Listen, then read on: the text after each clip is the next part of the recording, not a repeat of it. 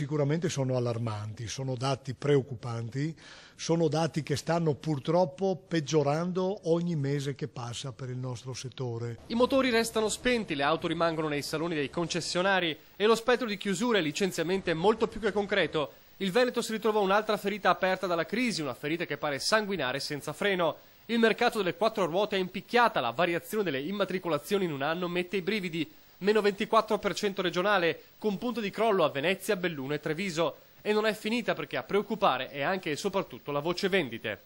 Considerate che nel mese di luglio le vendite, quindi l'acquisizione dei contratti, sta perdendo il 40%. La crisi incide come una piovra, dai 1000 tentacoli, salari bassi, i costi più alti per la manutenzione, il caro carburante e ovviamente la pressione fiscale, anche a livello locale, come la IPT, l'imposta provinciale di trascrizione, la tassa dovuta alla provincia per la maggior parte delle richieste presentate dal PRA.